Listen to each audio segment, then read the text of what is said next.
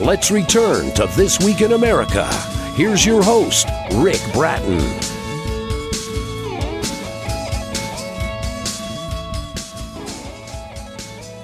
Welcome back, everybody. This Week in America. Thank you for spending some time with us on the program today. Our guest on today's This Week in America is Dr. Shana W. Clark, author of the revolutionary book, Taming the Dragon, Managing Mental Illness, a book full of practical, real-world information for those who are struggling with a mental illness in themselves or a close family member. Information that the mental health system will not usually talk about. The book is unlike any other. The author, Dr. Clark, has been a psychiatrist and a mental patient. She shares her unique perspective and learnings from both the point of view of a patient and a provider. She's lived symptom-free for nearly 18 years. Dr. Clark has treated over 10,000 patients, recently retired, and continuing to help others. The author of Taming the Dragon, Managing Mental Illness, our guest on the program, Dr. Shana W. Clark. Dr. Clark, welcome to the program. It is indeed a pleasure to have you with us on the program today. Thank you so much. This is such an important book, and as I say, you bring a unique perspective. Before we talk about the book, let's go back and talk about the battles, the struggles that you had. Very bad bipolar disorder, suicide attempts, symptom-free since 2001. Give us briefly a little bit of your background, which will put everything you're doing in perspective. Well, I noticed that I would have an episode of mental illness every time I got very upset about something. And the illness first hit me when I was 22, when I was in the third year of Columbia Medical School. But I noticed that every time, and in those days, I was very upsettable. So I said to myself, if I want the illness to intrude less in my life, how about I make myself much less upsettable so that the trigger that starts me on an episode of illness won't happen so often. So one of the arguments I used with myself was, for instance, maybe I spilled a half gallon of orange juice all over the kitchen floor. And I'd say to myself, okay, so what person that I know is going to die in the next few minutes because I spilled a carton of orange juice? Yes. The answer is usually nobody. Yes. So why do you just mop it up? And then you have to clean the mop and then you're done. And another argument I used is to say, think back to this date last year, for instance, May 1st, 2018. What precisely were you concerned about on that day? Now, unless that date happens to be a wedding anniversary or the day of birth in the family or a death in the family, you probably don't remember. And yet it's likely that you had something on your mind. So if you can't remember a year later, you probably won't remember spilling the orange juice a year later. Exactly. So just calm down. It's fixable. What you have to do is mop it up. And you know what? You can survive perfectly fine without your orange juice for 6 days until you get another opportunity to go to the grocery store. Yes, I don't drive, so I have to plan everything. Well, that is such practical advice, and that's advice that we all can use every day in our lives. That's why the book, Taming the Dragon, Managing Mental Illness, is so important. But for you, it really got you through these hurdles that you had in life. Yes, and I had a lot of difficulty because, for instance, I was hospitalized 15 times in the first 10 years. When you get out of the hospital, you probably have lost your job. You may have been evicted. I mean, it really is, you have to start all over again. And so not being hospitalized was my first goal. And then I decided, well, how about no emergency room visits and no extra calls to your psychiatrist? And how about just be calm? And the proof of the pudding is, in 2015, I had an electrical fire, which was none of my making. The previous owner had fiddled with the electricity in the walls, and I lost a great many possessions. I am super grateful that no living creature, not I, not my neighbors, not the firemen, nobody's pets, were hurt in the fire. So I lost a lot of stuff. But you know, that's life. And I went immediately into coping mode. I didn't stop and do any, oh, woe is me, oh my goodness, oh, you know. Yes. Because it's not useful. It won't get you where you want to go. Now, for some things like the death of a parent or the death of a very good friend, obviously you need to take some time and grieve. I'm not saying you should never have an emotional reaction. But for the normal things of everyday life, for instance, yesterday I had a terrible time with my Skype. I just said, well, we've got a problem with Skype. And then my marketer thought of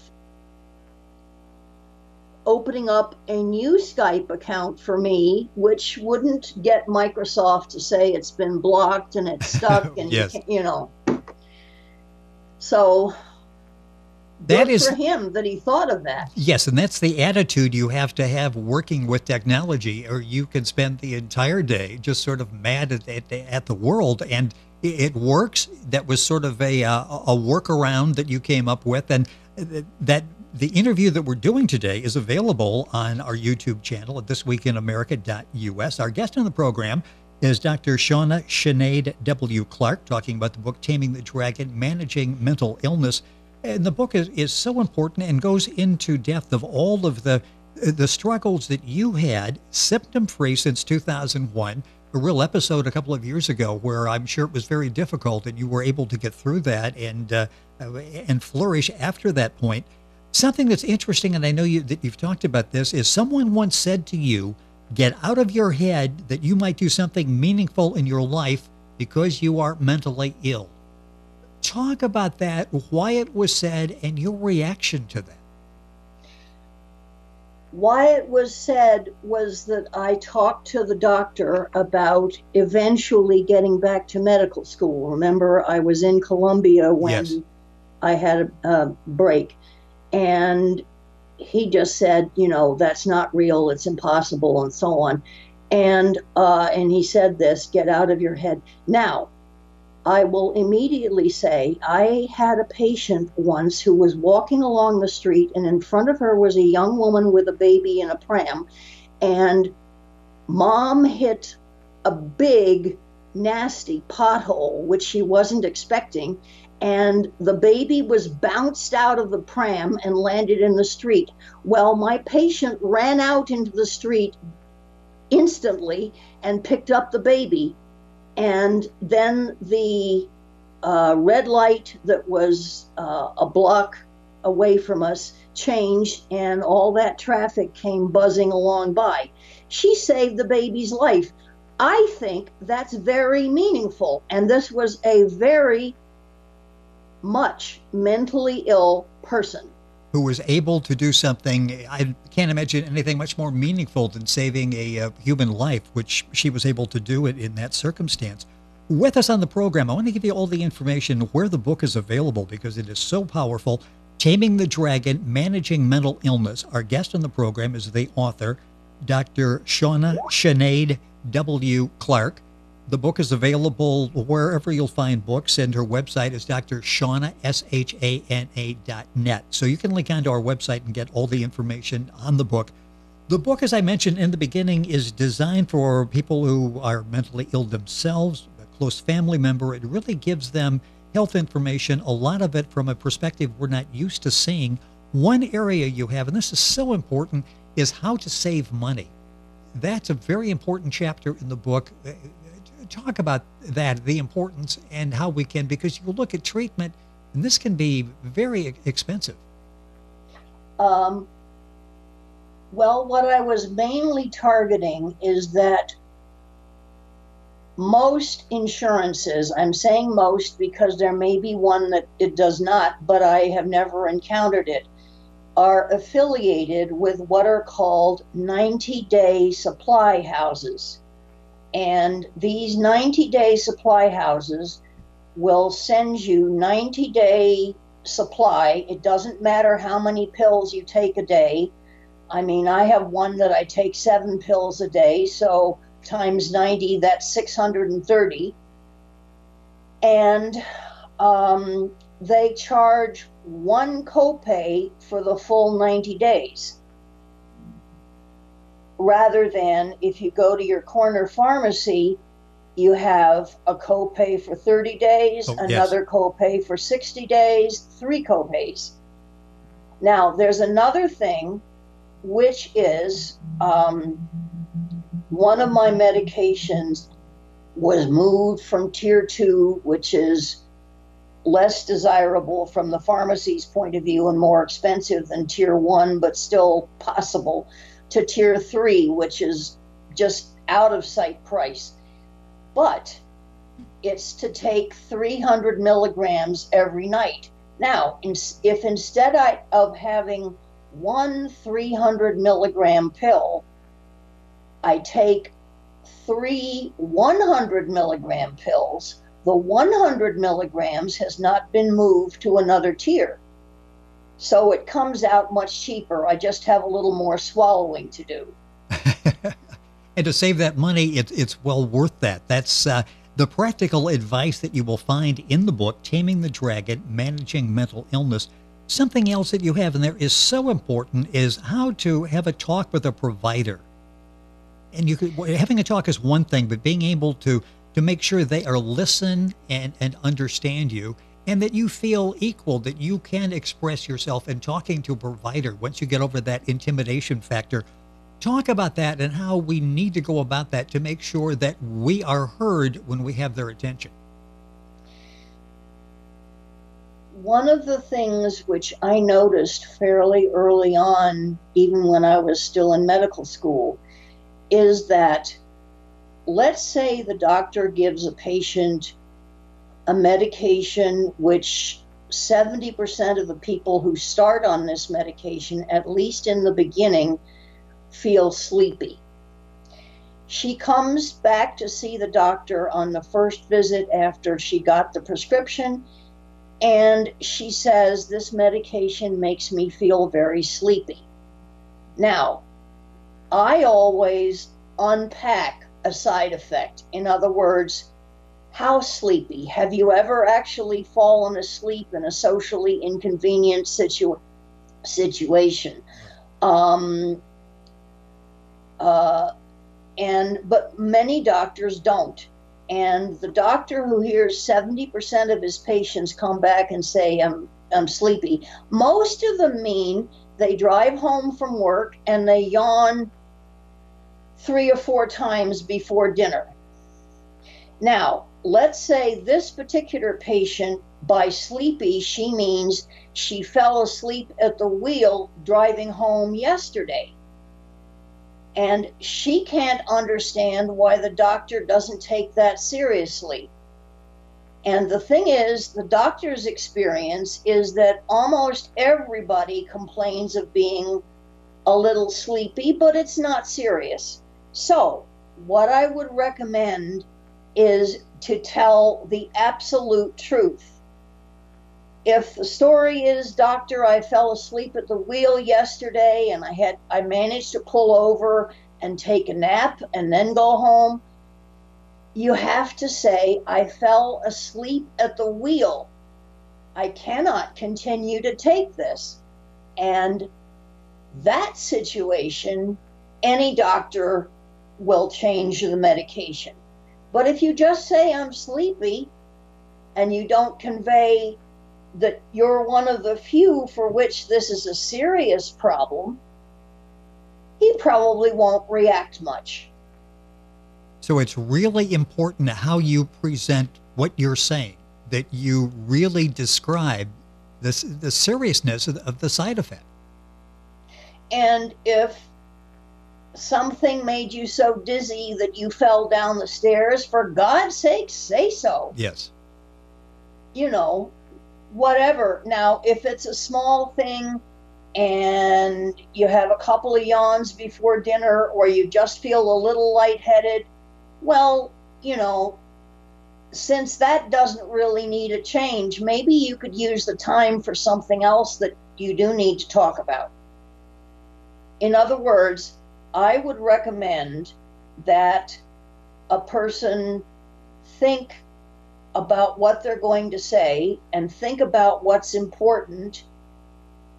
And if something isn't important, an awful lot of people come to the doctor and they say things like, Aunt Tilly and Aunt Priscilla just can't get along, and they go on with an example of this. That has nothing to do with their illness, right. Is of no interest to the doctor, and you're wasting time.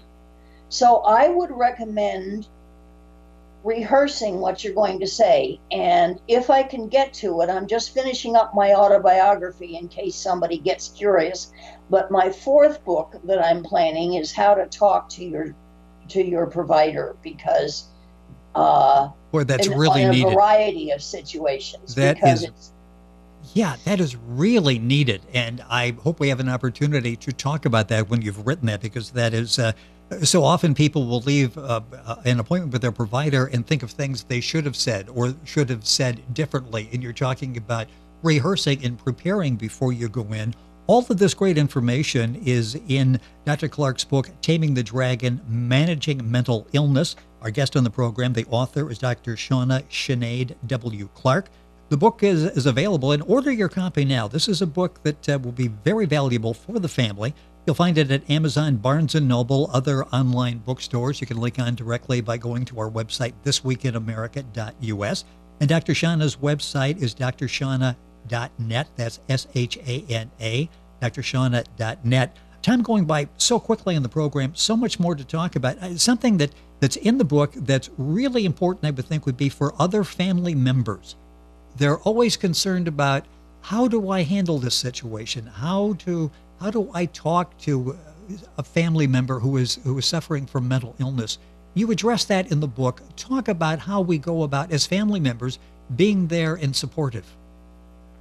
Well, one of the things is to not voice your concerns as if they were already fact. By that I mean, suppose somebody is hit by the mental illness when they're in college. When you see them, don't say, oh, you're never going to get back to college. That may be something you're worried about. But when they're still in the hospital, that's not the time to talk about that. Tell them all the good things about them. And don't get upset if they look as if they haven't combed their hair recently, or, you know, they're not clean shaven or whatever. That's all superficial. It can be fixed very quickly. So, but make them feel that you care about them and that they have done good things in their lives. Even if it's only things like they coach Little League, and don't say used to. Take it as a given that they're going to get back to their lives. Don't take it as a given that they're defeated. Unfortunately, many providers have been so discouraging, just like that man who said, get out of the idea out of your head that Yes. You're ever going to do something meaningful.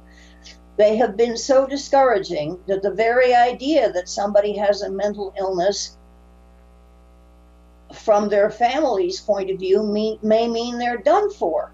Now, about 90% of the people who come to us with mental illness symptoms can be either gotten their symptoms to nothing or very substantially improved.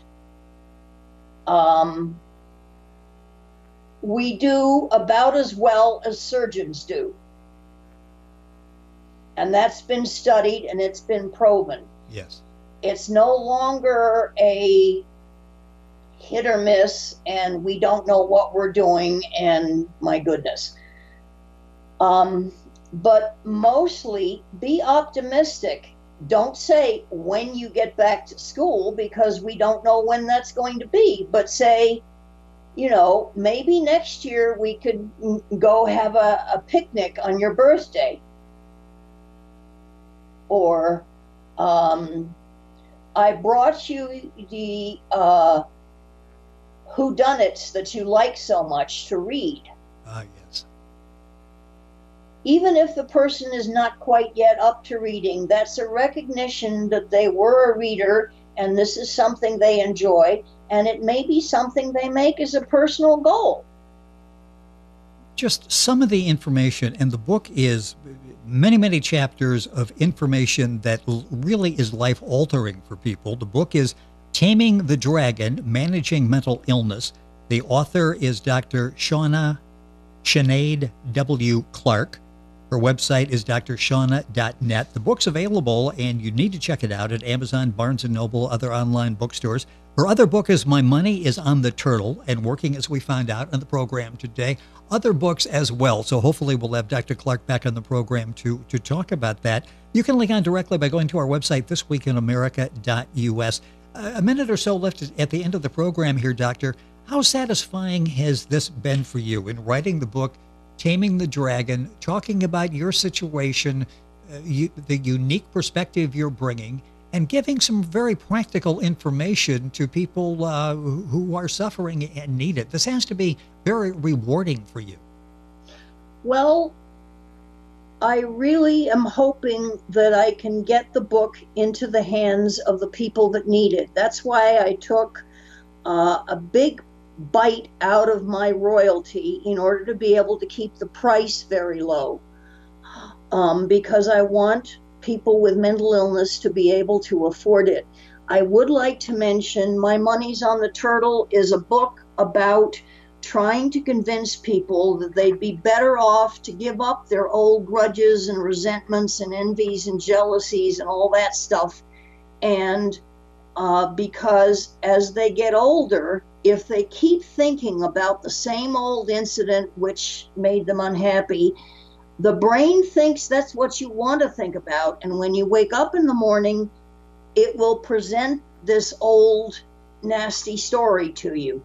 So get rid of it. And I talk about how to forgive, which from my point of view means only how to stop wanting to get even, how to stop wanting to have vengeance, and just let go of the incident, saying to yourself, well, things happen and sometimes people are unkind, period. Well, that sounds like another fascinating conversation, because so many of us, it sort of haunts us, something that happened 10, 15 years ago that we just can't get rid of. And that book by Dr. Clark is My Money is on the Turtle.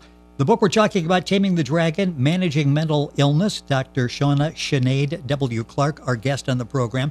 Dr. Clark, it was a pleasure having you on the program. Congratulations on the success that you've had in sharing your message with other people and helping literally turn lives around. I talked about 10,000 people that you've actually treated. Probably thousands more in reading the book will get inspiration from what you've gone through and the help you're giving them in seeking help themselves. Thank you so much for being with us on the program today. Thank you so much for having me. It's been great fun. It really has been. We got Skype worked out, and I love it, putting everything in perspective, and that will get us all through lives, and hopefully we can do this again. Our guest on the program, Dr. Shana W. Clark, Taming the Dragon, Managing Mental Illness. Her website is drshana.net. Of course, you can link on directly by going to our website, thisweekinamerica.us. And we're back on today's program right after these messages. This Week in America is online. You can visit our website, thisweekinamerica.us. Scott Pinkerton, Associate Producer of This Week in America. Jay Anderson, Segment Producer. Ben Watson, Webmaster. Otto Bechet, Director of Engineering and TV Production. This Week in America produced and is a trademark of Blue Funk Broadcasting, LLC. For information on all of our guests and to listen to this week's show, our website again at thisweekinamerica.us. And I'm Sean Bratton, executive producer of This Week in America.